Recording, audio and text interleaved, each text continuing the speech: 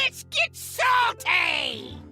Everyone, Zeddy here again today with a brand new video, and we're starting off a brand new week, and it's time to talk about nerf predictions because we are very likely and we really need a balanced patch this week, and I am expecting it to be relatively large as we had prior issues before the mini set, plushy issues this mini set. There's lots to go over. We'll go through the meta, my predictions, and of course we're still on that road to 100,000 subscribers. If you feel like I've earned your subscription, please hit that sub button down below, give the video a like, and hit that sub button, make me go brand, that whole deal. Anyways, let's get right into it. So the reason I think we could have a balanced patch this week is this dev comment we got on the last patch notes with a mini set, a bunch of battlegrounds changes, basically where they're saying the next balanced patch window is coming shortly after launch, which is where we'll take a look at meta outliers, new or existing, and we certainly have those.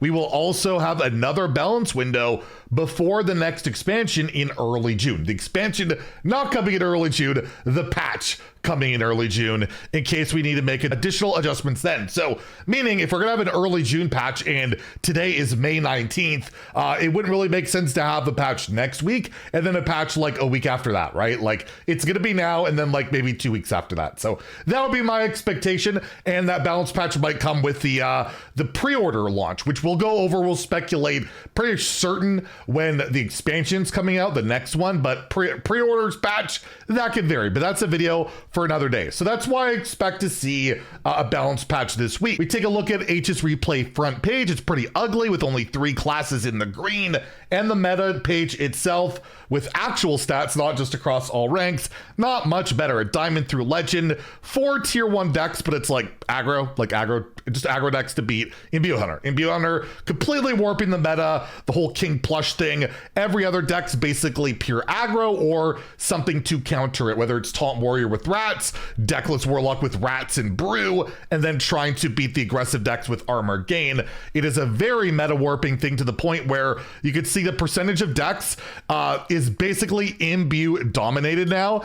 Bitter Bloom Knight is in 45% of decks. Flutterwing Guardian in 44%, Sing-Along Buddy in 43%. It was nothing like this. Before the mini set launched, there wasn't one card in standard that was in more than 40%. The closest was Shallow Dristle, was like right around 40%. Everything else was sub 30. The meta now completely warped around Imbue Hunter. Imbue deck's pretty darn good. And yeah, I expect a lot of changes. So let's get into what do I think will get changed. Will there be wild changes? There probably should be wild changes too. We'll talk about that at the very end. There's a certain infinite damage combo that's pretty silly, but the big discussion point, King Plush, this card here, which look at all the dust we can get here, is the card that kills you really fast, possibly at turns 5, multiple of them.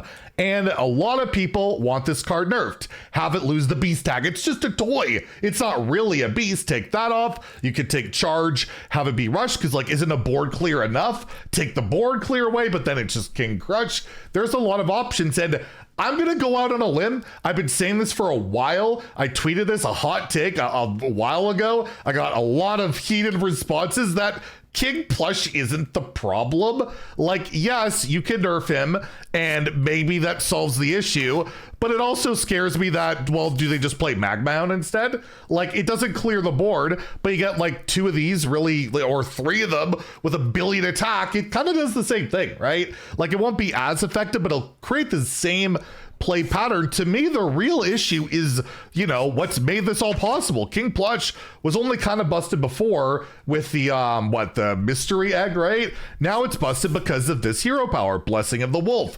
Give a random beast in your hand +1 attack, it costs 1 less. That to me is the issue of making King Plush 0 mana. How about that? Mana cheat in the game, making things problematic. Shouldn't it be like the Priest thing? It's temporary, this turn only, do that, make it unplayable just like Priest, but you could nerf cards like Exotic Houndmaster, maybe draw a minion, not draw a beast to particularly tutor it. Or, the card that put this whole darn thing over the top, the new mini set card here, the Tending Dragonkin, could be copy the lowest cost beast in your hand or copy, like a plain copy of it, right? We've seen that wording before where you don't get the buffs, you just get another beast, right? They could make it a plain copy. They could make this card much more expensive, so it's harder to play this in plushes, but at the end of the day, it's not that difficult. But to me, I don't know. It stands out to me that imbue's the bigger issue. I know I'm in the minority about this. I expect King Plush just to get nerfed,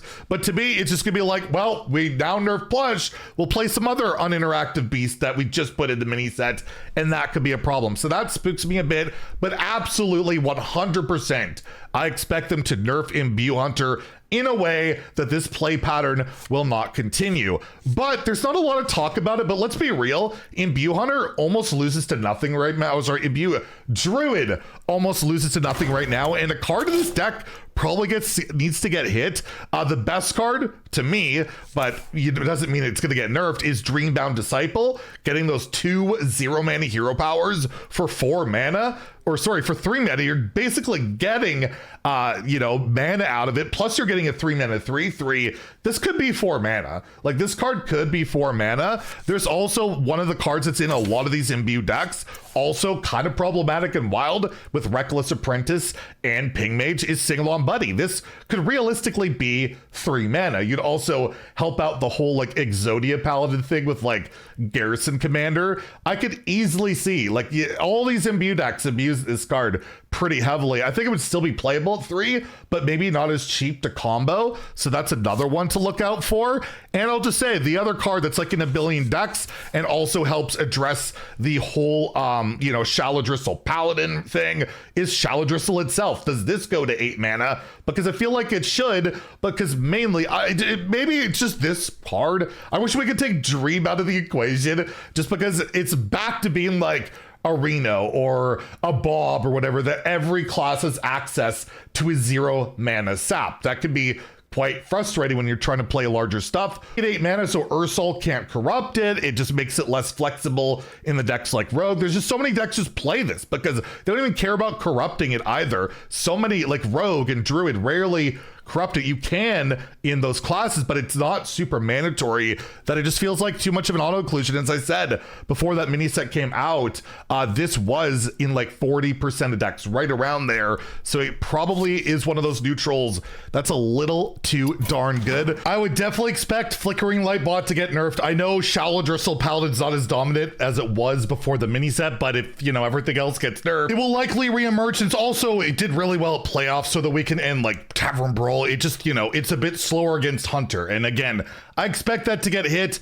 I don't know how you nerf Flickering Lightbot. You could make the 8 mana version more expensive. The more punishing would be to make like Lightbot itself 4 mana, 5 mana, make it so it can't cost 0. I don't know, but something needs to be done about this card. It's an absolute menace in Standard as well as Wild with the whole Libram Paladin thing. And yeah, this Lightbot will be yet another 0 mana giant to get nerfed in Hearthstone. It's almost like those type of cards are problematic. But don't get me wrong, I'm not done there. I'm nerfing everything. Well, no. Rogue definitely is a standout. I'll just show you this screenshot someone sent me.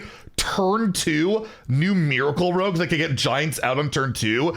It's a disgusting high roll. The deck stats are actually pretty bad. I almost want to like preemptively nerf that because it's terrifying. I'm so sick of these giant decks, but I'll just throw that out there that maybe they could do something about Twisted Webweaver. I mean, 1 mana Auctioneer, pretty silly. But the one rogue card by far that absolutely needs to change is Harbinger of the Blighted. The fact that you could coin this, step it, play it, step it, win the game is such a frustrating play pattern.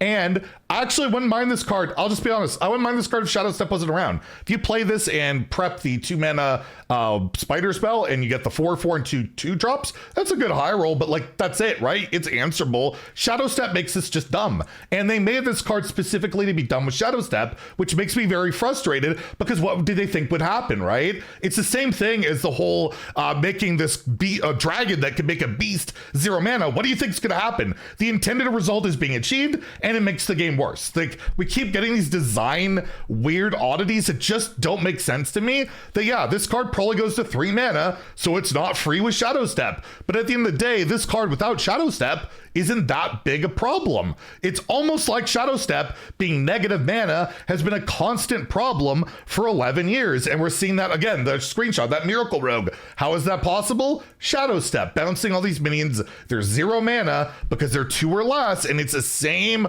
old boring crap for 11 years. I'll just point out, I know this is a side tangent, I will point out arguably the best deck in Standard right now is this deck in Druid. And forever, oh, you can't rotate Wild Growth, you can't rotate Nourish, you can't take Ramp away from Druid. It's its core identity. There's no Ramp in this deck, and it's the best deck in the game arguably. You have a Mana Cheat and Innervate and like Trail Mix and Amir Dristle, but they're not the best cards. Although, well, actually this one's pretty insane. I never draw it, so I wouldn't know. But regardless, they're not Ramp. There's no Ramp, and the deck's awesome. Rogue could be good without Shadow Step. I'm just throwing that out there. They could just make other cards that aren't possible because of it. And an example is, yeah, the card that will get nerfed. Almost certainly, Harbinger and the Blighted would be a good card at 2 without Shadow Step. You just play Web of Deception, and that's all right. Or maybe you put Breakdance as a replacement for Step, but it's not 0 mana, and that is always going to be the issue. So sorry, Shadow Step rant. You know me, I got to throw it in there, but yes, I expect that to get nerfed. A card that I don't think will get nerfed, but it's always on my radar is Sandbox Scoundrel. How, again, this is a card I wouldn't have a problem with if Shadow Step didn't exist. Shadow Stepping Sandbox Scoundrel makes any card in your hand -3 mana, which makes these late game cards like Ziliax and Firak not really, or Fire, is it Fire? I don't know. Make them not so much late game cards, or the whole Ashamane or whatever, right? All those things are insane because of Sandbox Scoundrel, particular with Step, but yeah, you got 5 mana -6 mana, of which you can bounce to get even more. I don't think it gets nerfed. It's kind of the thing that keeps Rogue together, and it does come online later. It's answerable for the most part, but yeah, Harbinger absolutely is something to look out for. I don't have this deck made because, you know, it's fallen out of favor, but absolutely Neralax will get nerfed, right? Zarimi Priest, there's no way they'll forget about it, right? They could nerf Zarimi itself, but Neralax just, it's one of these silly cards of cost 1, right? So they could just make it cost 2 less, cost 3 less, something like that. I would imagine it gets the thoughtiest hit, but absolutely, I don't think they've forgotten about it, and it probably does get hit. The other cards that I'm not as certain about, like Ancient of Yore, this card standalone is totally fine. I just wish they would rework the rule on Dormant, whereas you resurrect this minion back with Reborn or whatever, it doesn't come back dormant, it just comes back as a 5/1, because that's where I feel like the annoying interaction is like the whole 3 mana Warlock spell where you put it on this and then it comes back and it's like 3 or 2 of them or whatever, and then they get infinite card draw, infinite armor. That's really obnoxious, and I like that strategy. I enjoy it, but I understand it's way too good. I think the card itself shouldn't be touched. 5 mana 5/5, gain 2 armor, or gain 10 armor, draw 2 cards over 2 turns. It's good, it's fair in today's game, but the whole Reborn style start of it, I would just rule change it up. That's all I would do if they were to touch that card. There's also just the contention around the Colossus. This is like a sub 40% win rate deck right now. I probably, I wouldn't nerf it. I really wouldn't. I feel like for an OTK deck, or it's not even OTK by the way, but a combo deck, it is absolutely the more fair version where you have to get to like turns 15, 16 almost. You have to draw through your deck. You have to set it up, not be disrupted by Dirty Rat, and then you have to kill your opponent over multiple turns because it rarely ever does like 30 in a turn. Like this to me is a healthy style of combo deck. It's slow, it's counterable, it's not good, and it's not popular, and it wasn't before the mini set either. Like its play rate was below 10%, its win rate was like 40 something percent. But I will mention it because there are a lot of people like the Brian Kibblers that hate it, but to me this is absolutely a fair combo, and if this is the best type of combo deck out there, if they hit Zarimi and Plush, I think that's a good thing for Hearthstone, for something this slow to actually be competitive. Like I actually think that's a pretty darn good thing. And for Wild, I never expect a major change or balance patch for Wild, but at least this card, Ever Burning Phoenix, needs to be banned. Like it needs to be banned from the format. infinite damage with Umbra and Knife Juggler. It's a very competitive deck. It also incentivizes animation cheating. So again, I wouldn't expect major changes for Wild. We basically never get them, but I could very easily see this card getting banned because again, it's just infinite damage as early as like turns 3 and 4. Like it's absurd. And again, the animation cheating. So I'd like to actually get some changes in that format, freshen it up for once. But yeah, at least bank on Ever Burning Phoenix having a shot. I'm not saying it will be,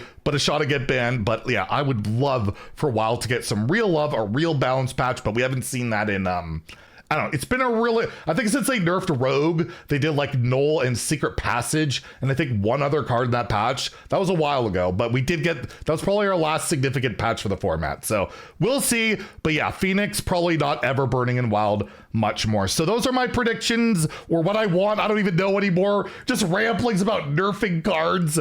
But yeah, we'll keep you guys posted the second a balance teaser or patch notes or literally anything's dropped. We'll have a video on it, so stay tuned for that. If you enjoyed the video, please like and subscribe. Have a great day and stay salty, my friends.